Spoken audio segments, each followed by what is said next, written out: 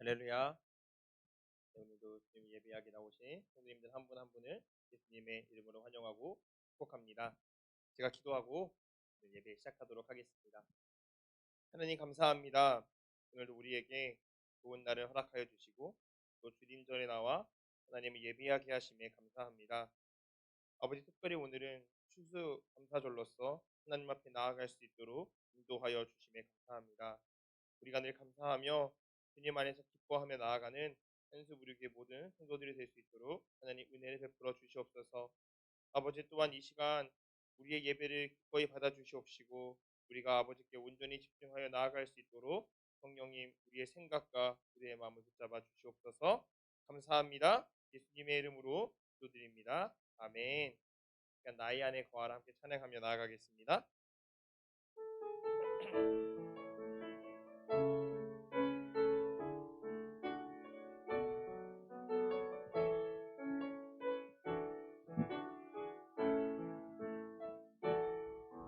나의 안에 거하라. 나는 내 하나님이니 모든 환난 가운데 너를 지키는 자라. 두려워하지 말라. 내가 널 도와주리니 놀라지 마라. 내 손 잡아주리라. 내가 너를 지명하여 불렀나니 너는 내 것이라. 내 것이라. 너의 하나님이라. 내가 너를 보배롭고 존귀하게 여기노라. 너를 사랑하는 내 여호와라. 나의 안에 거하라. 나의 안에 거하라. 너는 내 하나님이니 모든 환난 가운데 너를 지키는 자라. 두려워하지 말라. 내가 널 도와주리니 놀라지 말라. 내 손 잡아주리라. 내가 너를 지명하여 불렀나니 너는 내 것이라. 내 것이라. 너의 하나님이라. 내가 너를 보배롭고 존귀하게 여기노라. 너를 사랑하는 내 여호와. 내가 너를 지명하여 불렀나니 지명하여 불렀나니 너는 내 것이라. 내 것이라. 너의 하나님이라. 내가 너를 보배롭고 존귀하게 여기노라. 너를 사랑하는 내 여호와. 내가 너를 지명하여 불렀나니 너는 내 것이라. 내 것이라. 너의 하나님이라. 내가 너를 보배롭고 존귀하게 여기노라. 너를 사랑하는 내 여호와라. 아멘. 시간 박수 치며 찬양하며 나아가도록 하겠습니다.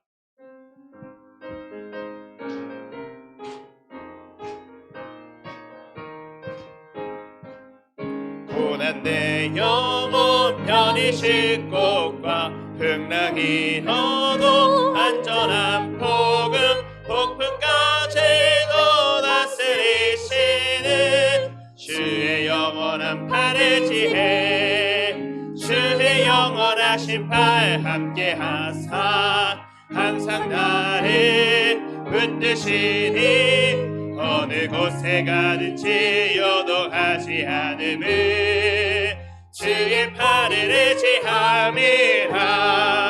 세상 친구들 나를 버리 되어도 예수를 함께 동행함으로 주의 은혜가 충만하리니 주의 영원한 팔을 지혜 주의 영원하신 팔 함께 하사 항상 나를 붙드시니 어느 곳에 가든지 요동하지 않음은 주의 팔을 의지함이라 나의 믿음이 연약해져도 미리 예비한 힘을 주시며 위태할 때도 함부하시는 주의 영원한 팔을 지혜 주의 영원하신 팔 함께 하사 항상 나를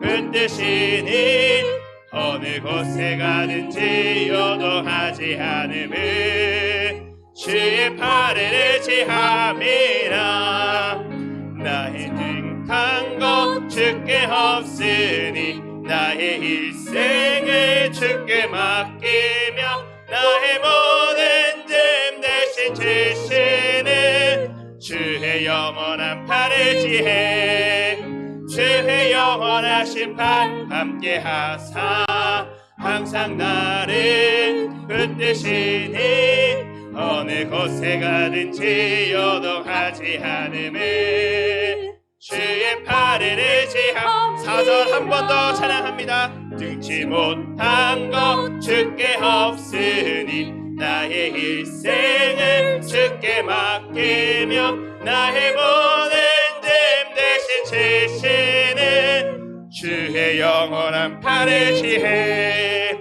주의 영원하신 팔 함께 하사 항상 나를 붙드시니 어느 곳에 가든지 요동하지 않음은 주의 팔을 주의 영원하신 팔 주의 영원하신 팔 함께 하사 항상 나를 붙드시니 어느 곳에 가든지 요동하지 않음은 주의 팔을 의지함이라. 아멘. 우리가 하나님의 그 놀라운 은혜를 기억하며 감사함으로 나아가는 저희 모두가 되기를 원합니다. 언제나 주님의 이름을 외치며 주님의 이름을 선포하며 나아가는 한수 부르기의 모든 성도들이 되기를 소망합니다. 함께 찬양하며 나아가겠습니다.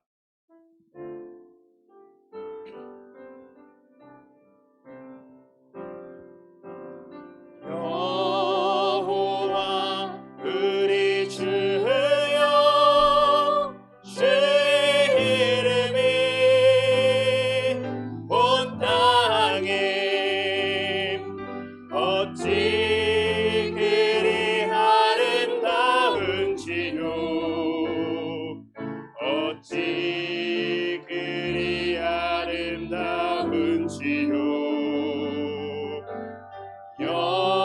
여호와 우리 주여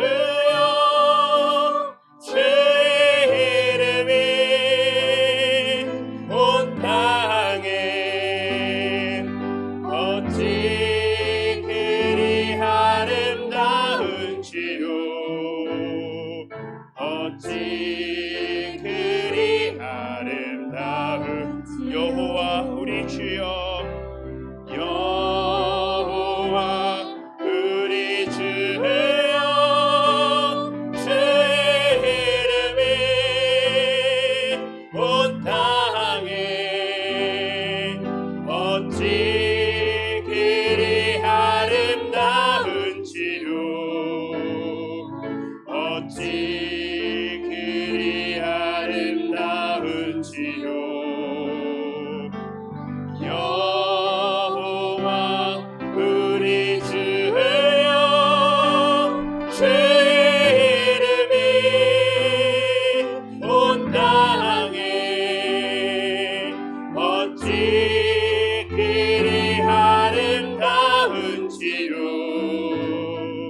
어찌 그리 아름다운 주의 손가락으로 주의 주의 손가락으로 지으신 주의 하늘과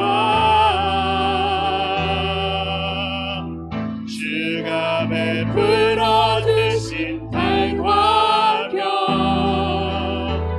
내가 보니 사람이 무엇이 한데 주께서 저를 생각하시며 인자가 무엇이 간데 저를 권고하신 사람이 무엇이 간데 사람이 무엇이 간데 주께서 저를 생각하시며 인자가 무엇이 간데 저를 권고하시나 여호와 우리 주여 여호와 우리 주여 주의 이름이 온 땅에 어찌 그리 아름다운지요 어찌 그리 아름다운 여호와 우리 주여 여호와 우리 주여 주의 이름이 온 땅에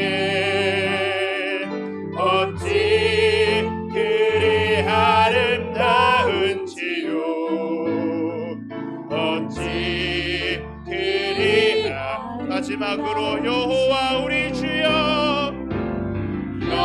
여호와 우리 주여 주의 이름이 온 땅에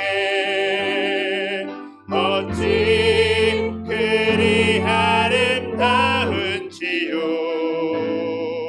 어찌 그리 아름다운지요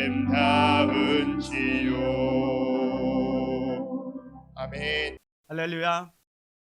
하나님의 은혜와 축복이 여러분과 여러분의 가정에 충만하시기를 주님의 이름으로 축원을 드립니다. 이 함께 앞뒤좌우 형제 자매 함께 인사하겠습니다. 하나님은 당신을 사랑하십니다. 하나님의 은혜를 받으시기 바랍니다. 축복의 시간이 되시기 바랍니다. 감사합니다. 이 11월 한 달 동안 오직 감사, 더욱 감사의 삶을 변화시키는 감사에 대해서 생각하고 있는데 오늘 셋째 주일 추수감사주일을 맞이해서 오늘은 감사로 드리는 예배, 감사로 드리는 예배에 대해서 말씀을 드리면서 함께 은혜를 받기를 원합니다. 오늘은 추수감사주일입니다. 오늘 우리가 드리는 예배를 통해서 하나님께 영광이 되고 우리에게는 큰 은혜와 기쁨이 넘치는 추수감사주일이 되기를 소망합니다. 추수감사주일은 어떻게 해서 우리가 추수감사주일을 지키는지 다 알고 있지만 다시 한번 생각해 보면서 추수감사주일의 의미를 되새겨 보기를 원합니다. 이 추수감사절의 유래는 먼저는 성경적 유래를 찾아볼 수가 있습니다. 성경에서 추수감사절의 유래는 이스라엘 백성들이 출애굽하고 나서 출애굽할 때 하나님께서 이스라엘 백성에게 주신 말씀 가운데 이스라엘 백성들은 매년 3번씩의 절기를 지키라 이렇게 말씀을 하셨습니다. 출애굽 23장에 보면 14절에 너는 매년 3번 내게 절기를 지킬지니라 말씀하면서 첫 번째 절기가 무교병의 절기를 지키라, 두 번째는 백주절을 지키라, 세 번째는 수장절을 지키라 이렇게 말씀하고 있습니다. 이 첫 번째 무교병의 절기는 유월절을 의미합니다. 유월절, 이스라엘 백성들의 출애굽을 했던 날이죠. 10가지 재앙을 다 거치고 마지막 장자들이 살아나는 그러한 축복을 얻고 출애굽했기 때문에 이 유월절을 가장 큰 절기로 생각하면서 감사의 절기를 지키게 됩니다. 그 다음에 두 번째로 맥주절입니다. 이 맥주절은 밭에 뿌린 것의 첫 열매를 거둠에 대한 감사절입니다. 그리고 세 번째가 수장절을 지키라. 이는 네가 수고하여 이룬 것을 연말에 밭에서부터 거두어 저장함이니라 말씀하고 있습니다. 이 말씀에 근거해서 오늘 우리가 추수감사절을 지키고 있습니다. 그렇지만 오늘의 추수감사절이 구약의 수장절이다 이렇게 얘기하는 것은 아닙니다. 구약의 수장절을 지키는 것이 아닙니다. 그 이유는 구약에 있는 모든 절기, 우리가 유월절 지키지 않잖아요. 또 맥주절을 지키기는 하지만 그 맥주절의 의미를 담고 있고, 또 수장절도 추수감사주일로 지키는 이유는 뭐냐면, 구약에 있는 이 절기들은 이미 구약에 있는 제사법이나 의식법은 예수 그리스도 안에서 다 이루어졌습니다. 그렇기 때문에 유월절을 지키고, 구약의 유월절을 지키고, 구약에 나오는 이런 맥주절, 구약에 나오는 이 수장절을 그대로 지키는 것이 아니라 그 의미만을 가지고 지키게 되는 것입니다. 그래서 이 추수감사절도 지난 1년 동안 하나님께서 베풀어 주신 은혜를 생각하면서 드리는 절기가 추수감사절이다. 성경적 유래를 살펴볼 수 있습니다. 그 다음에 오늘날 11월 달에 드리는 이 추수감사절의 직접적인 유래는 청교도 정신에서 유래되었다라고 얘기합니다. 1920년 9월인데 그때 영국에서는 그 신앙의 자유를 찾아서 이제 북미로 많은 사람들이 이주하게 됩니다. 그 당시에 영국의 성공회가 주요였는데요. 그래서 헨리 8세나 또 제임스 1세, 찰스 1세 때 많은 종교적인 박해가 있었습니다. 그래서 이 청교도들이 신앙의 자유를 찾아서 1600년도부터 이렇게 영국을 떠나서 대서양을 건너서 이 대륙으로 이주하게 됩니다. 그 중에 이제 102명의 청교도들이 이 메이플라워를 타고 신앙의 자유를 찾아서 북미 대륙에 이주한 것이 직접적인 유래에 해당합니다. 이들이 신대륙에 도착해서 많은 어려움이 있었습니다. 63일 동안의 이 대서양을 건너가면서 102명이 출발했는데 1명이 죽고 1명이 출생하게 됩니다. 처음에는 버지니아로 들어가려고 했는데 이 북서평이 불어서 버지니아에 도착하지 못하고 현재 프리머스에 정착하게 됩니다. 이들이 영국을 떠났을 때 그 항구가 프리머스였습니다. 그래서 도착했던 그 장소도 이름을 프리머스라 이렇게 붙여서 그곳에서 정착을 하게 되는데요. 도착했을 때는 토요일이었습니다. 토요일이었는데 다음날 주일이기 때문에 내리지 않고 대안에서 정말로 63일 동안 힘들고 어려웠지만 대안에서 다시 주일을 지키고 내려서 이제 주일을 지키게 되었다고 합니다. 63일 동안 항해하면서 그들은 많은 찬송을 불렀고 후일에 이런 고백을 합니다. 우리는 대부분 시편을 찬송으로 불렀다. 주일은 모두가 찬송만 불렀다. 그리고 기도를 많이 했다. 이렇게 고백을 했습니다. 이제 신대륙 이 프리머스에 도착을 했는데 그 도착하실 때가 11월 중순이었습니다. 너무너무 추운 겨울이 시작되는데 눈보라와 또 혹독한 추위, 질병, 또 식량 부족 또 원주민들의 냉대로 말미암아 정말로 정착하기가 너무너무 힘들었습니다. 그래서 그곳에 도착한 2개월에서 3개월 만에 무려 102명 중에서 반절 정도가 세상을 떠나게 됩니다. 혹독한 1, 2월의 겨울 동안에 하루에도 2명씩, 3명씩 죽어가는 겁니다. 그래서 생존자가 50명밖에 안 되었다고 합니다. 그런데 건장한 대여섯 명의 그 사람들이 땔감을 마련하고 침실을 만들고 이 병자들을 간호하면서 그 겨울을 견디게 되죠. 따스한 봄날이 찾아오자 생존한 청교도인들이 땅을 개간하고 씨를 뿌리고 가꾸어서 그의 가을에 기대 이상의 추수를 하게 됩니다. 그래서 그들은 하나님 앞에 눈물로 감사했습니다. 울며 씨를 뿌리는 자는 기쁨으로 단을 거두리로다 했는데 하나님께서 이 엄동설안에 황무지에서 살아남은 것 감사합니다. 신앙의 자유를 허락하여 주신 것 감사합니다.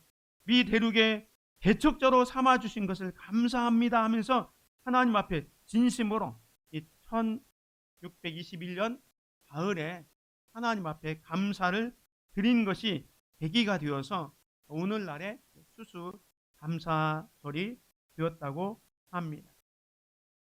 오늘 우리가 지키는 이 추수감사절의 의미는 이제 교회마다 우리는 이제 정통적으로 11월 셋째 주일에 추수감사절을 지키고 있지만 한국교회가 이제 교회마다 추수감사절이 너무 늦다고 해서 추석에 드리는 교회도 있고 10월 말이나 11월 첫째 주에 드리는 교회도 있습니다. 이 날짜가 중요한 게 아니라 그 의미가 훨씬 더 중요하죠. 이날은 어떤 날이냐? 우리가 금방 말씀드린 것처럼 우리의 죄악을 용서하시고 구원하신 은혜 뿐만 아니라 지금까지 인도하시고 공급하신 하나님, 특별히 지난 1년 동안 하나님께서 베푸신 은혜를 생각하면서 감사를 드리는 절기가 추수 감사절이 되겠습니다. 특별히 느슨해졌던 우리의 신앙을 회복하고 잃어버린 감사를 회복해서 하나님께 감사와 찬양으로 영광 돌리는 것이 추수감사절이다 이렇게 생각하시면 좋겠습니다. 오늘 이제 추수감사절을 맞이해서 오늘 시편 50편의 말씀을 통해서 감사로 드리는 예배에 대해서 말씀을 드리려고 합니다. 오늘 이제 50편 23절 말씀 우리 다시 한번 같이 읽겠습니다. 시작. 감사로 제사를 드리는 자가 나를 영화롭게 하나니 그의 행위를 옳게 하는 자에게 내가 하나님의 구원을 보이리라. 이 시편 50편의 저자는 아삽이라고 되어 있습니다. 구약 성경 가운데 이제 시편이 많은 노래도로 되어져 있는데 대부분이 이제 다윗의 시지만 이 50편은 아삽의 시입니다. 아삽은 오늘날로 말하면 찬양을 전문적으로 하는 이런 사람이었습니다. 찬양대를 결성하고 또 찬양하는 사람이었는데 이 50편에서 이 아삽이 어떤 시를 지었냐면 그 당시에 성도들이 하나님께 드리는 예배가 하나님께서 드리는 그 예배가 하나님 보시기에 합당하지 않는 예배를 드리는 겁니다. 그래서 그것을 지적하면서 교훈해 주고 있는 말씀이 시편 50편이 되겠습니다. 이 시편 50편에서 아삽은 그 이스라엘 백성들에게 너희는 하나님을 잊어버린 예배를 드리고 있다라는 얘기를 합니다. 오늘 본문 말씀 22절에 보면 하나님을 잊어버린 너희여 이제 이를 생각하라. 그렇지 않으면 내가 너희를 찢으리니 건질 자 없으리라. 감사로 제사를 드리는 자가 나를 영화롭게 하나니 그의 행위를 옳게 하는 자에게 내가 하나님의 구원을 보이리라 라고 말씀합니다. 이 아삽은 이스라엘 백성들을 향하여 하나님을 잊어버린 너희여 라고 책망하고 있습니다. 하나님을 잊어버린 너희여 이제 이를 생각하라. 그렇지 않으면 내가 너희를 찢으리니 건질 자 없으리라 말합니다. 왜 하나님을 잊어버린 너희라고 했냐면 이들이 드리는 예배가 형식적인 예배를 드렸기 때문에 그렇습니다. 타성에 젖은 예배를 드렸기 때문에 하나님을 잊어버렸다라고 책망하고 있습니다. 오늘 50편 8절에 보면 나는 네 재물 때문에 너를 책망하지는 아니하리니 네 번제가 항상 내 앞에 있음이로다. 내가 네 집에서 수소나 내 우리에서 숫 염소를 가져가지 아니니 이는 살림의 짐승들과 못 산의 가축이 다 내 것이며 그랬습니다. 이스라엘 백성들이 하나님 앞에 제사를 드리지 않은 것이 아닙니다.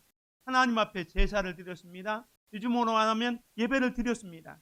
그래서 수소나 숫 염소를 가져다가 하나님께 예배를 드리긴 했는데 거기에 하나님이 기뻐하는 것이 없었습니다.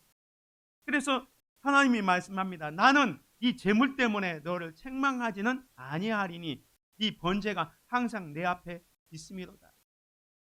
그런데 하나님께서 말씀하시는 것은 그 수소나 순염소 어떤 짐승을 원하는 게 아니라 이런 것들은 10절에 보면 다 원래는 내 것이었다는 거예요.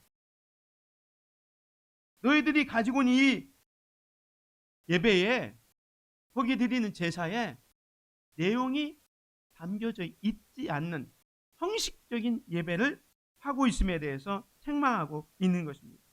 이스라엘 백성들은 하나님께 제사, 예배를 드리면서 그저 번제를 드릴 때마다 수소나 숫염소를 잡아다 드렸습니다. 그것으로 끝났다고 생각해요. 근데 하나님은 원하는 제사가 그것이 아니었어요. 그래서 그걸 책망하는 거예요. 하나님을 잊어버려요. 뿐만 아니라 성별된 삶이 없는 예배를 드린 거예요. 여기 보면 악인에게는 하나님이 이르시되 네가 어찌하여 내 율례를 전하며 내 언약을 입에 두었느냐. 네가 교훈을 미워하고 내 말을 뒤로 던지며 도둑을 본즉 그와 연합하고 간음하는 자들과 동료가 되며 내 입을 악에게 내어주고 내 혀로 거짓을 꾸미며 앉아서 내 형제와 공박하며 내 어머니의 아들을 비방하는도다. 하나님을 믿는 하나님의 백성들이 자기는 하나님을 믿는다고 하면서 생활은 18절에 있는 것처럼 도둑과 함께 하고요. 간음하는 자들과 동료가 되고 입으로 악을 내고 혀로 거짓을 꾸미고 앉아서 형제들을 공박하고 자기 형제들을 비방하는 그런 일을 하면서 하나님 앞에 와서 예배를 드리는 그 예배를 하나님께서 안 받으시겠다라는 거예요. 번제, 숫염소 그걸 원하는 게 아니라 너희들이 하나님 앞에 감사하지 못하고 너희들이 삶 속에서 엉터리처럼 살고 왔다가 지금 예배하는다고 해서 내가 너희를 받겠느냐라고 말씀하고 있는 것입니다. 형식적으로 드린 예배에 대해서 하나님께서 받지 않으심을 말씀합니다. 창세기에도 보면 가인의 제사와 아벨의 제사가 있지 않습니까? 똑같이 아담의 후손인 가인과 아벨이 하나님께 제사를 했는데 하나님께서는 가인의 제사는 받지 않고 아벨의 제사는 받았습니다. 왜 가인의 제사는 받지 않았을까요? 가인이 농사하는 사람이어서 뭐 이렇게 곡식을 드렸기 때문에 안 받은 게 아닙니다. 히브리서의 말씀에 보면 가인은 하나님 앞에서 믿음으로 드리지 않은 거예요. 아벨은 믿음으로 드렸기 때문에 하나님께서 기뻐하는 제사를 드렸지만 가인은 형식적인 제사를 드린 거예요. 타성에 젖은 제사를 드렸기 때문에 하나님께서 그 가인의 제물은 받지 않으셨던 겁니다. 오늘 우리가 하나님 앞에서 나와서 예배할 때도 마찬가지입니다. 우리가 주일에 나와서 한번 예배를 드리는 것으로 만족해서는 안 됩니다. 우리의 예배에 정말 하나님께서 베푸신 은혜, 하나님께서 인도해 주셨던 그것들을 생각하면서 감사로 드리는 예배가 하나님께서 받으시는 거지. 그저 이 주일이라고 해서 그냥 주일날 한번 도장 찍고 목사님 얼굴 한번 보고 또 내가 주일날 예배에 참여하는지 않으면 마음에 불안이 있기 때문에 와서 예배한다면 그런 예배는 하나님께서 받지 않으신다라고 말씀하고 있는 것입니다. 근데 이런 예배가 이스라엘 백성들이 계속 지속되었습니다. 창세기에 가인의 제사만 그런 게 아니라 구약 성경 마지막인 말라기에도 보면 이스라엘 백성들이 그렇게 했어요. 너희가 더러운 떡을 나의 제단에 드리고도 말하기를 우리가 어떻게 주를 더럽게 하였나이까 하는도다. 이스라엘 백성들은 하나님 앞에 제사를 드렸습니다. 근데 하나님이 보시기에 더러운 떡을 드렸다고 얘기합니다. 근데 이스라엘 백성들은 우리가 어떻게 주를 더럽게 하였나이까 라고 반문하고 있습니다. 그런데 하나님이 말씀합니다. 8절에 만군의 여호와가 이르노라 너희가 눈먼 희생 제물을 바치는 것이 어찌 악하지 아니하며 저는 것 병든 것을 드리는 것이 어찌 악하지 아니하냐. 이제 그것을 너희 총독에게 드려보라. 그가 너를 기뻐하겠으며 너를 받아주겠느냐. 구약시대에는 제사를 드렸잖아요. 염소나 이런 수송아지를 가져다가 1년 내 가장 귀한 것을 하나님께 드리도록 했습니다. 그런데 이게 타성에 젖어가지고 어떻게 됩니까? 예수님 당시도 그랬지만 멀리서 송아지나 염소를 끌어오기 힘드니까 그저 돈만 가지고 왔어요. 그래서 성전 주변에서 송아지 사고 염소 사가지고 이렇게 드리려고 했습니다. 그래서 이제 성전 안에서 동전을 바꾸는 사람, 비둘기 파는 사람들이 있었던 겁니다. 그래서 예수님께서 왜 성전을 이 도둑의 구글로 만드냐 하면서 그들을 내쫓았던 거예요. 그런데 이런 사실이 구약시대는 어떻게 했냐면 집에서 정말로 가장 좋은 것, 가장 성결한 것을 구별해서 하나님 앞에 예배를 해야 되는데 예배는 해야 되는데 야 오늘 하나님께 예배하러 가자. 어떤 것을 드릴까? 쭉 보다가 가장 좋은 것이 아니라 여기 보면 눈먼 것, 병든 것 그런 것들을 가지고 하나님께 형식으로 드리는 거예요. 하나님이 말씀합니다. 너희 총독에게 총독은 요즘으로 말하면 뭐 대통령 정도 되는 거예요.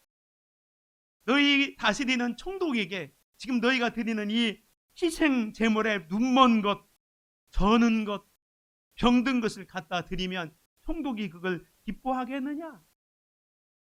너희는 나에게 제사한다 하면서 이렇게 엉터리 제사를 하는데 내가 어찌 받겠느냐라고 말씀하고 있습니다. 하나님이 그러면 원하시는 제사는 무엇일까요? 네가 선지자를 통해서 우리에게 이렇게 조언합니다. 내가 무엇을 가지고 여호와 앞에 나아가며 높으신 하나님께 경배할까? 내가 번제물로 1년 된 송아지를 가지고 그 앞에 나아갈까? 여호와께서 천천의 수양이나 만만의 강물 같은 기름을 기뻐하실까? 내 허물을 위하여 내 맏아들을 내 영혼의 죄를 또 말미암아 내 몸의 열매를 드리고. 이 미가 선지자가 하나님께서 기뻐하는 예배가 무엇인가를 곰곰이 생각했어요. 그래서 번제물로 1년 된 송아지를 가지고 갈까? 아니면 천천의 수양이나 만만의 강물 같은 기름, 많은 제물을 가지고 갈까 이 말이에요. 그리고 심지어 자기의 허물을 위해서 자기의 맏아들, 이방 종교에서는 자기의 자녀를 드리는 것도 있었거든요. 그래서 혹시 내 맏아들을 데리고 갈까? 내 몸의 열매를 드릴까? 했는데 하나님이 원하시는 것은 뭐였습니까? 이가서 6장 8절 같이 읽습니다. 시작. 사람아 주께서 선한 것이 무엇임을 네게 보이셨나니 여호와께서 네게 구하시는 것은 오직 정의를 행하며 인자를 사랑하며 겸손하게 네 하나님과 함께 행하는 것이 아니냐. 하나님께서 정말 원하는 것은 1년 된 송아지가 아니라 천천의 수양이나 만만의 강물 같은 어떤 제물의 양을 의미하는 것이 아니라 하나님이 너에게 원하는 것은 오직 정의를 행하는, 인자를 사랑하는, 사랑을 실천하는 것, 그리고 겸손하게 하나님과 함께 동행하는 삶을 원한다라고 말씀합니다. 시편 기자도 이렇게 얘기합니다.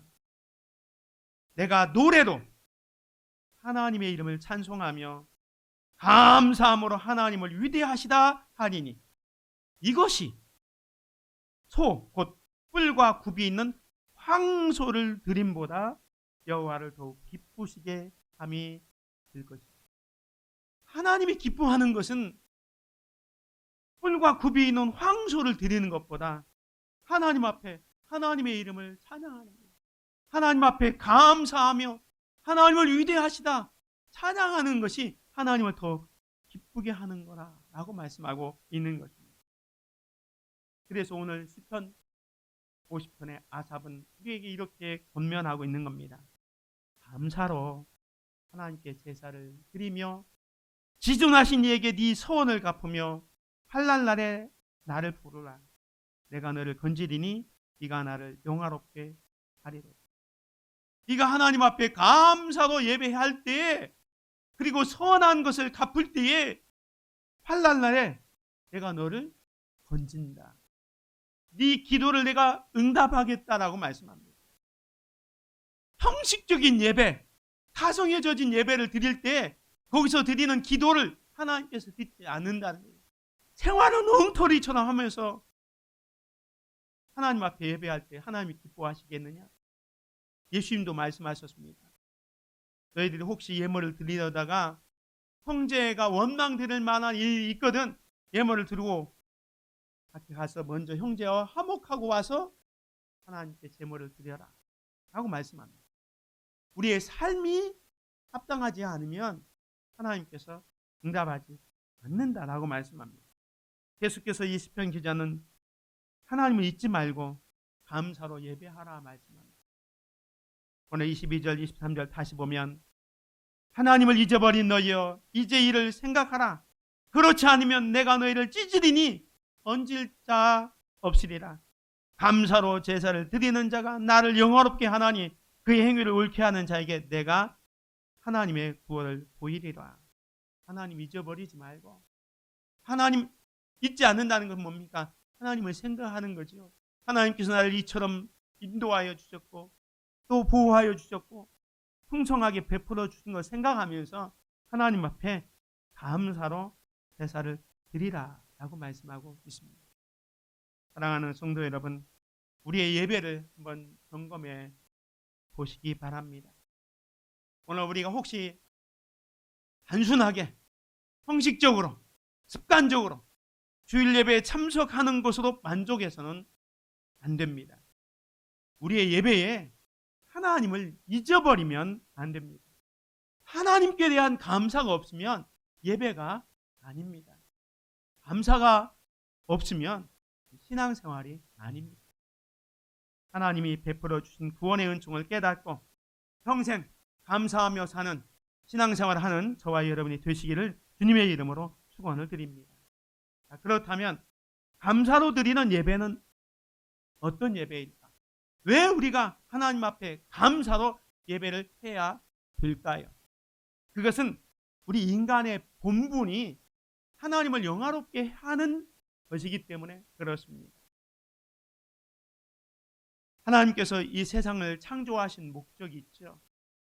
이사야 43장 21절에 보면 이 백성은 내가 나를 위하여 지었나니 나를 찬송하게 하려 함이니라 라고 말씀합니다.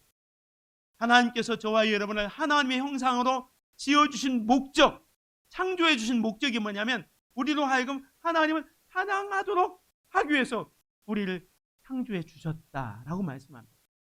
뿐만 아니라 우리를 구원해 주신 목적도 하나님을 찬양하기 위해서 그렇습니다.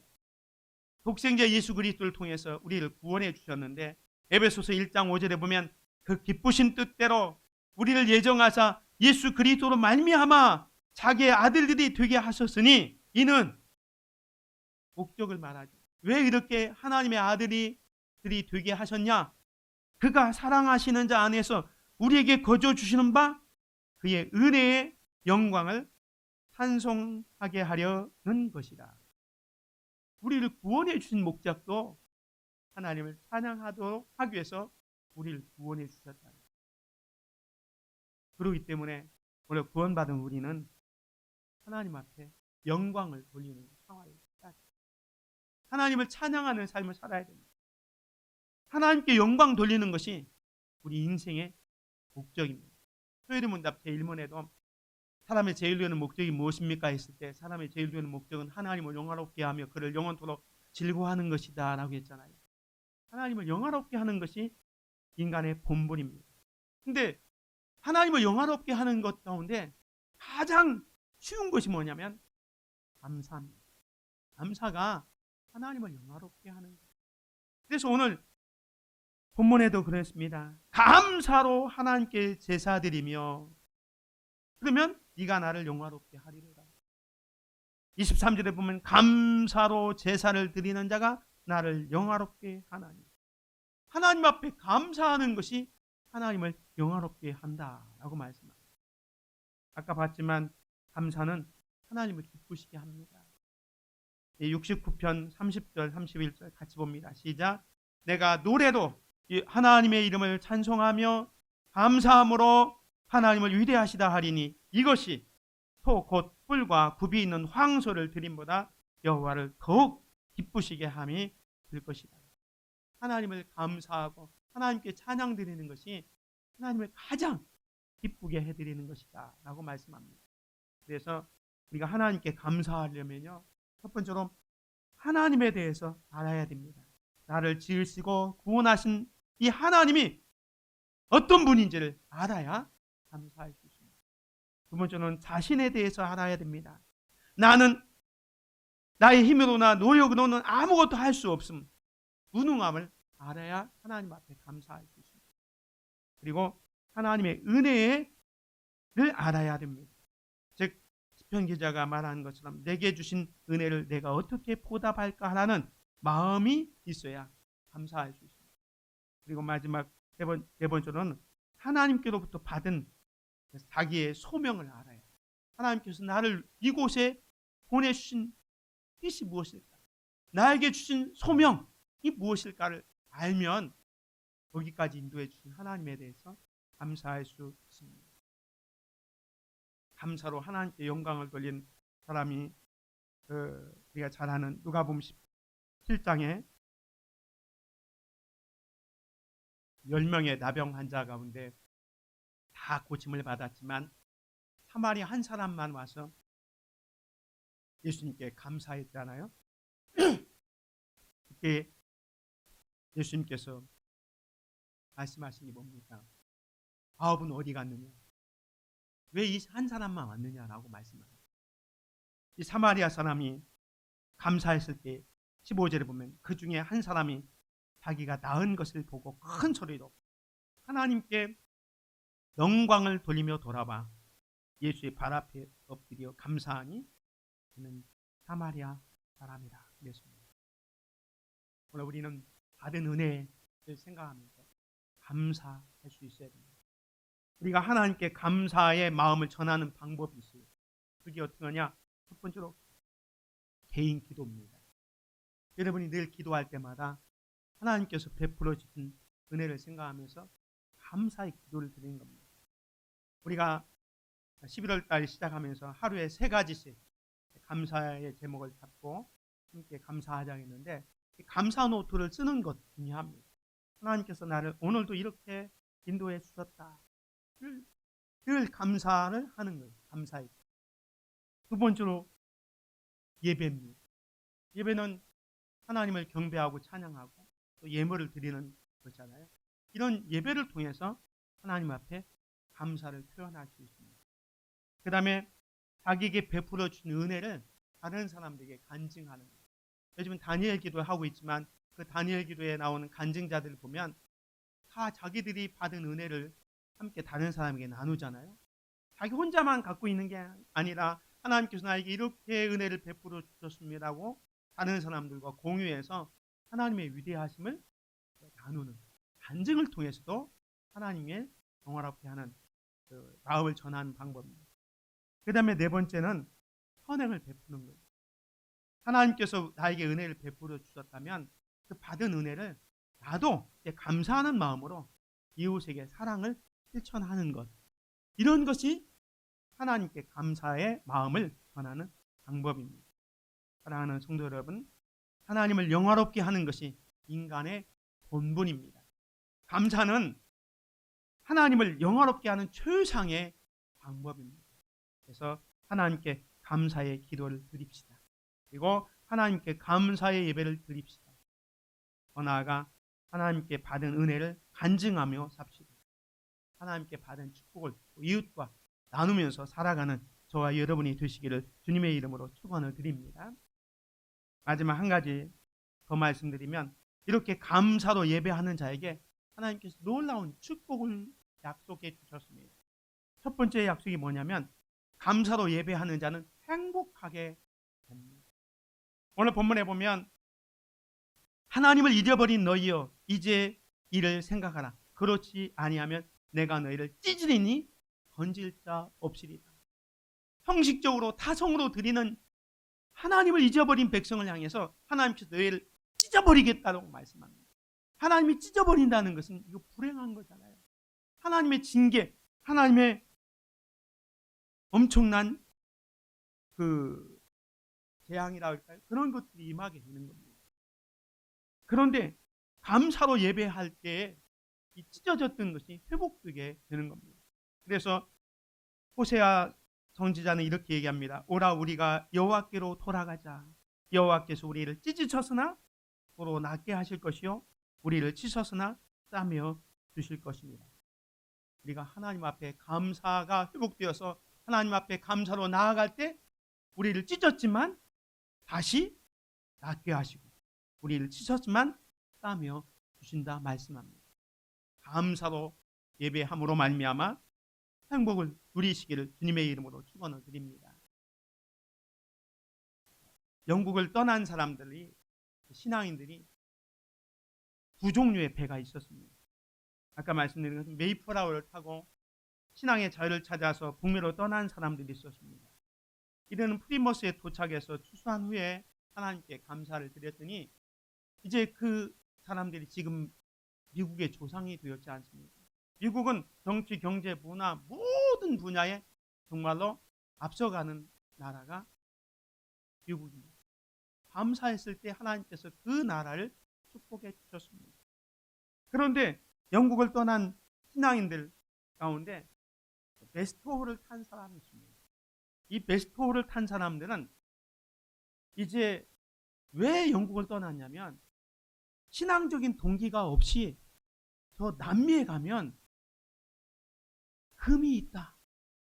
황금을 찾아서 떠났습니다. 그 황금을 찾아서 떠났는데 그 사람들은 지금 어떤 나라입니까? 여기 브라질이나 또한 아르헨티나, 칠레, 페루 그와 같은 나라들이 바로 지금 겪고 있는 어려움을 보게 됩니다. 이런 이야기가 있습니다.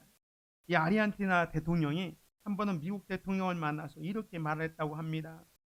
당신의 조상들은 하나님을 찾아서 신대륙으로 건너왔습니다.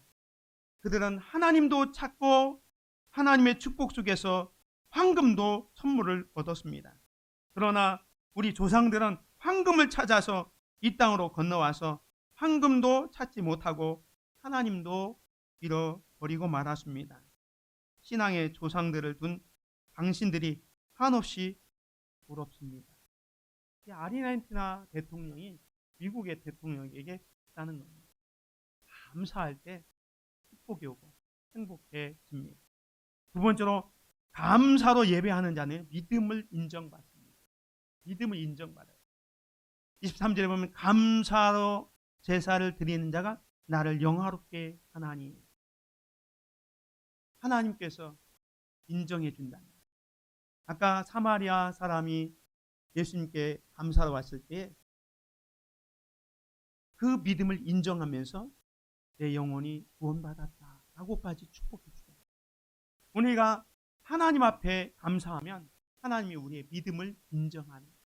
그래서 사실은 믿음과 감사는 비례한다 그래서 믿음이 큰 사람은 감사도 큽니다.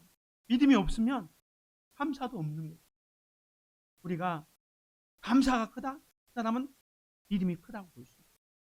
우리가 하나님 인정받는 방법은 감사하는 거예요. 마지막 세 번째로 감사로 예배하는 자는 환난에서 구원해 주십니다. 23절 끝에 보면 그의 행위를 옳게 하는 자에게 내가 하나님의 구원을 보이리라 말씀합니다. 우리가 살고 있는 이 세상 정말로 힘들고 어려운 시기를 살고 있습니다. 그렇지만 우리가 아무리 힘들고 어려워도 그 고난 가운데서도 하나님께서 감사하면 전화위복으로 만들어서 정말로 지금의 고난과 아픔을 이제 변화시켜서 한숨이 찬송으로 바꾸어 주실 것입니다. 그것을 깨닫고 어떤 형편에 있든지 범사에 감사할 수 있는 저와 여러분이 되시기를 주님의 이름으로 축원을 드립니다. 하나님은 감사로 예배하는 자에게 행복한 삶을 주십니다. 하나님은 감사로 예배하는 사람을 통해 영광을 받으시고 그의 믿음을 인정하십니다.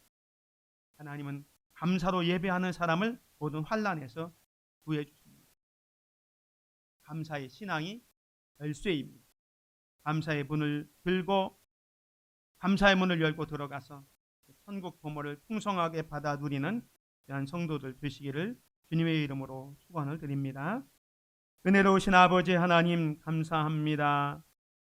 오늘 추수감사주일을 맞이하여 하나님께서 베풀어 주신 은혜를 잊지 않고 감사하며 찬양하며 예배하게 하시니 감사합니다. 이 믿음으로 살아가는 우리 모두가 되게 하여 주시옵소서. 그래서 감사할 때 주시는 하나님의 풍성한 은혜를 더 많이 누리고 살아갈 수 있도록 은혜 위에 은혜를 더하여 주옵소서. 감사드리며 예수 그리스도의 이름으로 기도드립니다. 아멘.